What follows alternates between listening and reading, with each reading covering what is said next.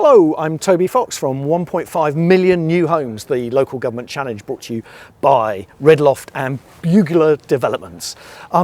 So the government wants to get 1.5 million new homes built. And the key delivery arm for that national ambition is local government, whether it's as planning authority or as joint venture partner or directly delivering new homes. So I'm here in Ealing in West London to try and understand what works and what needs to change to enable councils to build more homes. And I'm here with Sam O'Neill from Ealing Council, and I'm here on a development that isn't delivering any new homes at the moment to try and understand what needs to change right here to deliver homes. Sam, can you start by maybe describing a bit where we are and, Sure. and what the potential of this place is? Sure, of course, Toby. So this is High Lane Estate. This is in North Hanwell. It's a current estate on our regeneration sites list. It has 264 current homes on it, some of which are social rents and some of which are leasehold, purchased through right to buy agreements. We've been developing out a master plan for the estate for some years now.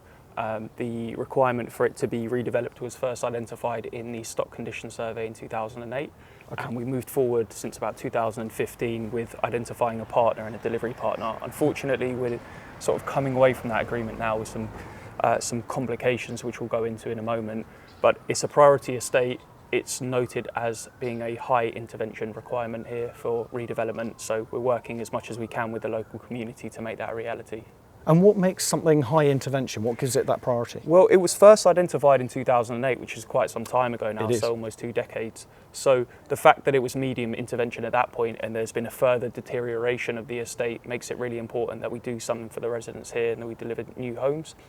The fact that it didn't have any of the decent homes upgrades that a lot of the other estates on our pipeline tracker did also makes it a real priority estate now for intervention. And in the council's sort of wildest dreams, what could be delivered here? Well, I think we want to see something that's pretty exemplar. We want to use the latest building technologies. We want to partner up with someone who can deliver those latest building technologies. We've got a really, really strong estate base here. We've got generations of people that have lived here for years and years and years, passed on homes through succession plans to their offspring and generations. And we want to make sure that we deliver on our original commitment, which was to regenerate the estate and build a new community, but also enhance the community that's here and accommodate them in the new plans. And as a development opportunity, how does this fit into the kind of infrastructure? How connected is this place?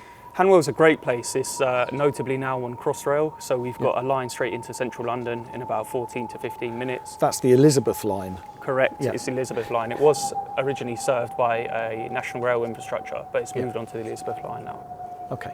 And that means that residents in a new development here would be within half an hour or so of central London? Yeah, even less than that, probably 20 to 25 minutes. It's got great transport links straight into the City of London and further afield as well.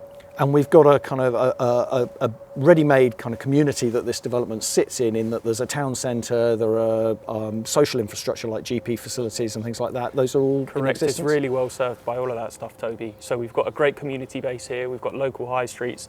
It's accessible on foot to parkland and also shopping facilities in Hanwell and Greenford.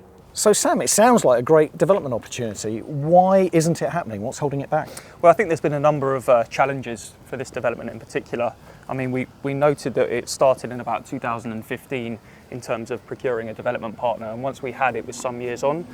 We then unfortunately were hindered by the pandemic and some of the complications which arose from that, and it wasn't the right thing to do to try and decant all the units here, especially being that there's a shortage of alternative temporary accommodation throughout the borough.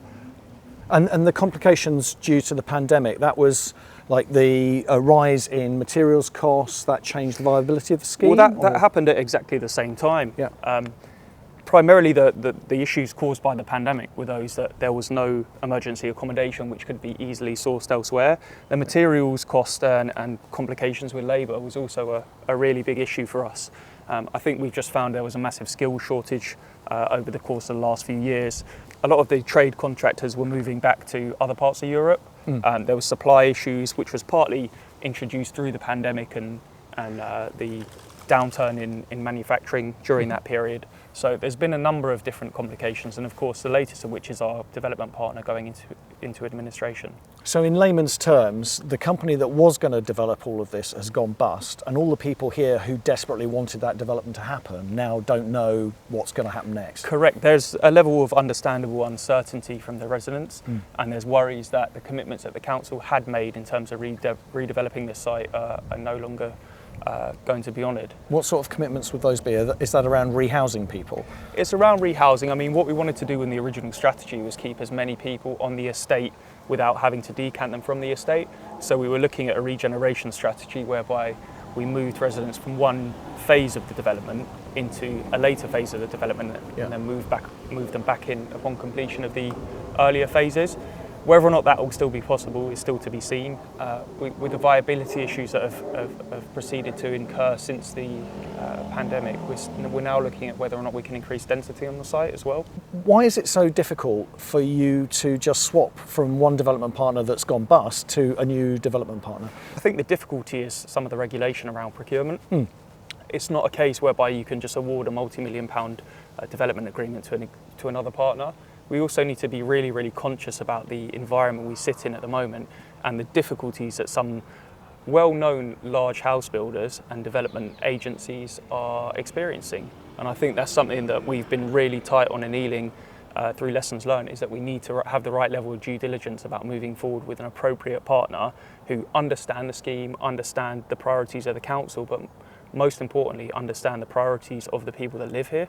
So this is like a once bitten, twice shy thing. It's like one developer's gone bust and you're worried about signing up with another one and the same thing happening again. Exactly. I think the right approach here is to take a moment to breathe and work out who the best development partner is to deliver the benefits that the scheme should realise. Yeah. And has the whole viability of the scheme has changed over the last few years with COVID, rising costs and so on? So you've got to do all the calculations again to make it come out with a profit for your development partner. Yeah, that's a massively important point. I think the dynamics of the environment and the financial constraints which we see ourselves kind of working within at the moment have changed so much over the course of the last 3 years, if not 5 years, if you look at that. So the viability of the scheme has changed massively in terms of, like we mentioned earlier, the inflation of goods, the lack of labour, everything that introduces. Contractor margins are really low, and we're aware of that at the moment, and that causes, we've seen with ISG how the market has reacted to them. That's the contractor, ISG, tier one contractor, big company, a lot of schemes going, and it went bust, 2 months ago? Exactly, and the ripples for the supply chain are really, really big. Yeah. So if you look at ISG subcontractors, a lot of them have been hit as well and found themselves in difficulties. And of course that has kind of a tidal wave of implications across the sector. Yeah. What can you change in order to get development started? I think we need to look at the blockages of the development and what's been blocking it. So we've talked about issues with vacant possession, which we're still experiencing, and that's kind of had a knock-on effect from non-suitable properties elsewhere within the borough and whether or not they can be used. I think we need to look at whether or not there's opportunities to change the dynamics of the estate. We have a large amount of social renters here. We don't want to move everything into open market sale or shared ownership. It's not the right thing to do. We want there to be, good quality, affordable homes, because that's what our political targets are all driven from. Yeah. So we need to look at that, but that potentially introduces a requirement to generate and yield more profit out of the scheme to make it viable. And the immediate ways of doing that are reducing costs, which unfortunately sometimes comes at the cost of reducing quality at the same time, which we don't want to do. So there's potentials to revisit the master plan of the estate and look at stuff like density and whether or not we could increase numbers on the estate. Oh, so that's building more homes, so going higher and getting more houses onto the same area. What are the kind of political implications of that? It's not a given that would be the definite approach, but of course there's political and planning implications with that approach. So we've got one of the best performing planning authorities in London, so we have really engaged planning officers who look at the scheme and work out and understand viability quite well. However, if we were to do that, it would introduce additional profit to the scheme. However, if that's at the cost of neighbouring properties, we wouldn't want to do that, because it wouldn't be the right thing to do. So you've got to look through all of that really carefully. How long does that take? Well, it takes quite a lot of time, because if you're looking at a master plan, you've got to look at a number of iterative options to a master plan. You've got to consider stuff like the energy sustainability point of the design factors and the original principles which the scheme were approved on, to make sure that you're moving along the lines of the original consent. and the purpose of the scheme is true to what it originally was, but yet you can increase the viability of it or benefit the commercial aspect of the project. And you mentioned sustainability there. What about that argument about not actually knocking it down at all and just refurbishing, or what they call retrofitting, rather than redeveloping? So as part of the stagnation of the overall vacant possession, there has been further consideration about whether or not there's an opportunity to pause and refurbish, if you like, the homes on site at the moment. Yeah. There is quite a lot of complications with these buildings. They are 1970s, they're a concrete panel system build, which isn't that common anymore and is not current practice to build in that way. There's also sustainability issues. The fact that they didn't have any decent homes upgrades in circa 2010 as well means that they're not quite as fit for purpose as some other housing stock in the borough would be. So at the moment, I think the right thing to do is take those considerations, especially when they could accommodate people from elsewhere at TA. But from a financial viability perspective, how long of a life that would give them prolongation-wise is debatable. So Sam, you mentioned contractors and developers and the kind of supply chain beyond them. And when one of the tier one companies goes into administration, then there's a kind of tidal wave, you described it as, of implications down the line. Is there a role for councils in supporting that supply chain? Is there anything you can do as a local authority to kind of preserve, maintain, support that supply chain? I think it's an interesting question. I think in terms of, it leads back into the procurement question, I think, in terms of how we procure. And I think historically a lot of councils have procured on a best value for money process, and I'm not sure anyone really knows what that means. I think this race to the bottom that we're seeing at the moment with contractors undercutting each other is not healthy. I think we should be marking things on an average basis and not just accepting the lowest price tender. I think we should be doing all sorts of financial due diligence on the accounts, and especially going concern within published accounts around contractors and how they're growing and their pipeline of projects, because we've had contractors who look like they're performing rather well if you check how their pipeline's working, but in hindsight they're grabbing work to cover losses on other projects, and the last thing you want to do is get into a constrained relationship where they're fighting tooth over nail to make every bit of money off of a council or a contracting and that authority. results in kind of cutting corners. And it does, and it also introduces quite a difficult commercial dynamic to things, where it's less of a partnership agreement where you're agreeing to share pain and gain, and I think that never really leads to fruitful long-term relationships between councils as employers and contractors.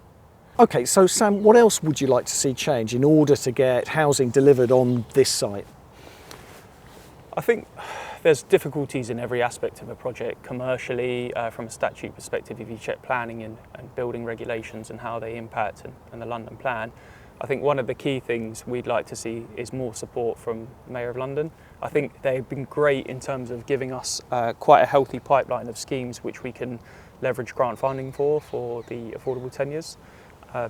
They have moved into a position on forthcoming projects where they're willing to give us more money to support the viability of schemes. But I think, like this one, which was on an older grant funding programme, it's been more and more challenging because of the rates per unit which we're getting. Sam O'Neill from Ealing Council, thank you very much indeed for talking about some of the things that need to change in order to get development to happen on this scheme. Thanks, Toby.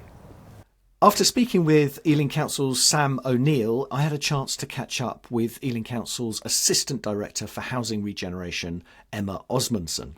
Now, Emma, you're very passionate about the sustainability of new homes, and I know that's something that Ealing Council is taking very seriously. We spoke briefly with Sam about the idea of retrofit rather than redevelopment. Is that something that's an active consideration for High Lane, and what else needs to change to deliver more sustainable homes in Ealing in general and High Lane in particular?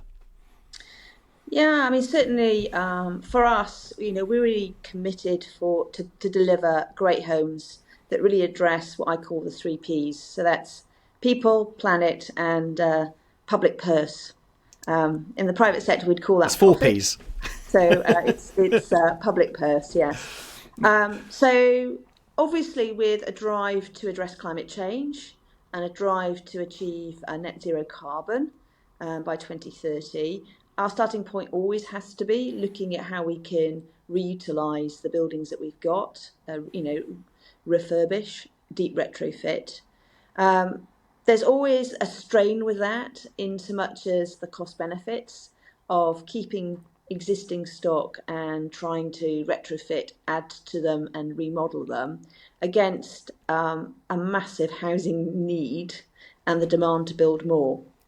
So certainly our starting point's always to begin to look at whether we can use the existing structures and the buildings that we've got. But invariably, even from a cost viability perspective, often one of the key drivers will be numbers and also the cost effectiveness of delivering more and better quality. So I think at High Lane, we will be looking at a new build option. But I think what we are committed to do is to build better buildings. And that's got to be one of our key drivers as well. How do you see that playing through the viability question? Because High Lane is being revisited because of viability, because costs have gone up. Isn't there a danger that just sinks the scheme and it means more delay for residents and nothing getting built?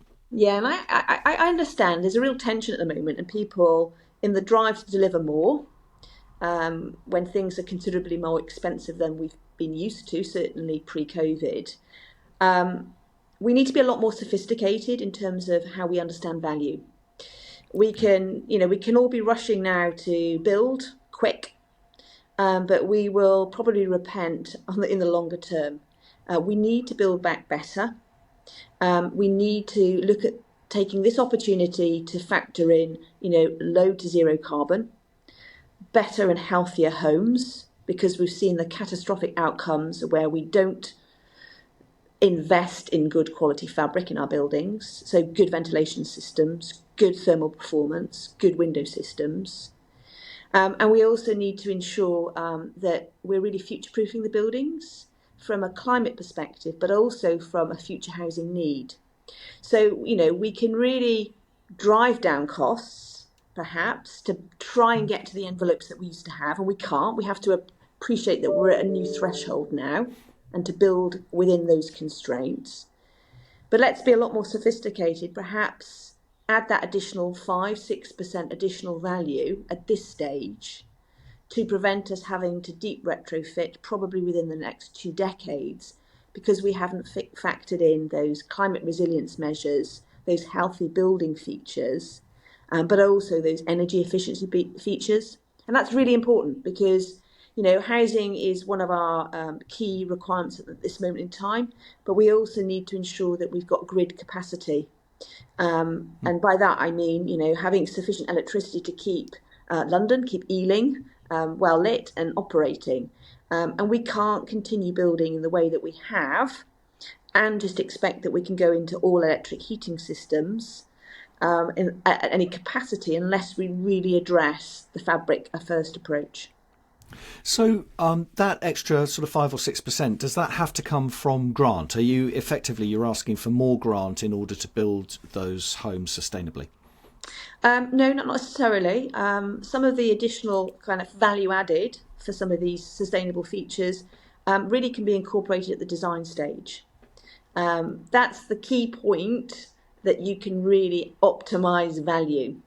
Often you'll see people, they might take existing designs, existing maybe part-built buildings, and try and sort of fudge in these additional sustainable extras. You can do that, but invariably they'll come with a much higher cost uplift. From my own experience, I know by having a lot more sophisticated client brief that incorporates the performance of the building from day one, you can probably drive down the additionality in terms of cost to probably less than 5%. And typically anything between 3 and 5%. Yes, we don't have enough money, so how do you even justify even that marginal uplift? And I think then you can look at the longer term business plan benefits. So it's looking at the reductions in terms of housing maintenance and management costs, looking at the reductions in terms of less voids, less rent arrears, because you're actually baking in some of those longer term benefits from day one. So when you look at it then over the lifetime of the building, or actually far, far less than that, certainly within the first 5 to 10 years, that marginal uplift that you put in that capital build will be repaid. So that wraps up another episode of 1.5 Million New Homes, the Local Government Challenge, brought to you by Redloft and Bugler Developments. And our next episode is going to be with Ealing again, talking about the local politics of housing delivery. Until then, thank you very much indeed for watching. If you like what we're doing, do click like or subscribe, and we'll look forward to seeing you next time. Thank you.